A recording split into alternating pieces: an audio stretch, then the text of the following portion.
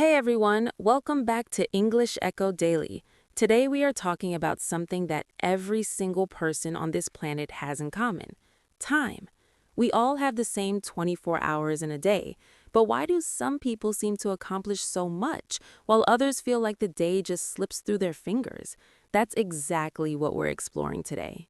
Time is one of those things that we all take for granted until we feel like we're running out of it. And the truth is, most people don't have a time problem. They have a priority problem. They're spending time on things that don't really matter to them and then wondering why they never seem to make progress on the things that do. That's such a sharp observation, and I think it hits home for a lot of people. You get to the end of a day, you've been busy all day long, and yet you feel like you accomplished nothing meaningful. That feeling is incredibly frustrating and incredibly common. So, the first thing we need to talk about is the difference between being busy and being productive, because these two things are not the same, even though we often treat them like they are. Being busy means you're doing a lot of things. Being productive means you're doing the right things, the things that actually move your life forward. Busy has almost become a status symbol in modern culture. People wear their busyness like a badge of honor.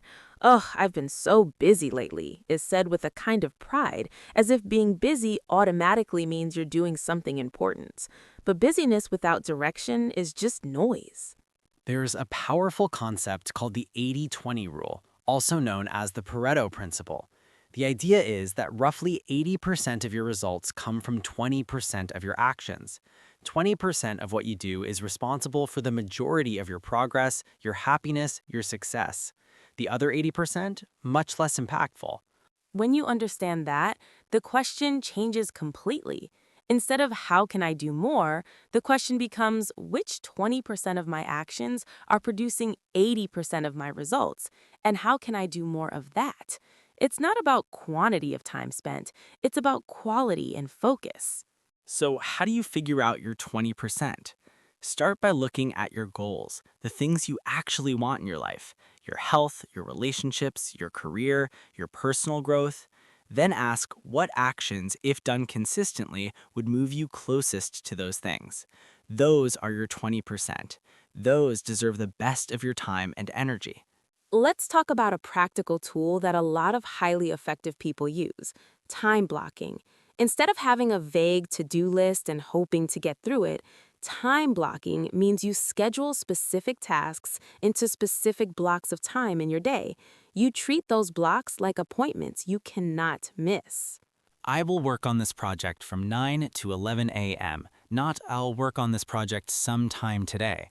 The specificity matters enormously. When a task has a dedicated time slot, it's far more likely to actually get done. Vague intentions produce vague results. And within those blocks, the goal is single tasking, focusing on one thing completely. Multitasking feels productive, but research consistently shows it actually reduces the quality of your work and takes more time overall. Your brain is not designed to do two things simultaneously. It switches rapidly between tasks, and each switch costs you time and mental energy. Deep work is a term coined by author Cal Newport. It refers to the ability to focus without distraction on a cognitively demanding task. This kind of focused, uninterrupted work is where your best thinking happens, where real progress is made. And it's becoming increasingly rare in a world full of notifications, social media, and constant interruptions. Protecting your deep work time is one of the most valuable things you can do. That might mean turning your phone off for 2 hours in the morning, closing email, finding a quiet space. It feels uncomfortable at first because we're so used to being connected and stimulated, but the results are extraordinary. Let's talk about something that quietly steals enormous amounts of time from most people, and that's the lack of a clear plan. Most people start their day reactively. They wake up, check their phone, respond to messages, and suddenly they're already in someone else's agenda instead of their own. Planning the night before is a game changer. Before you go to sleep, spend 5 minutes writing down the three most important things you need to accomplish tomorrow. Just three, not 20, three. And commit to doing those three things before anything else the next day. Everything else is secondary. Eat the frog first. We've mentioned this phrase before. Do your most important, most challenging task first thing in the morning before the day has a chance to get complicated. Once that's done, everything else feels lighter. You've already won the most important battle of the day. Now let's talk about time wasters, because understanding where your time actually goes is essential. Most people significantly underestimate how much time they spend on low-value activities, social media scrolling, excessive TV, aimless browsing. These things are designed to be addictive, and they're extraordinarily good at consuming hours without you even noticing. A really eye-opening exercise is to track your time for just 1 week. Write down, honestly, how you spend every hour. Most people are genuinely shocked by the results. Hours that they thought were being spent productively were actually being spent in distraction. Awareness is the first step to change. Time audit is the term for this, and you don't have to do it forever. Just 1 week of honest tracking gives you an incredibly clear picture of where your time is actually going versus where you think it's going. That gap between perception and reality is where the opportunity lives. Something else worth mentioning is the power of saying no. Your time is finite. Every time you say yes to something, you are implicitly saying no to something else. People who make the most of their time are very intentional about what they commit to, and they're comfortable saying no to things that don't align with their priorities.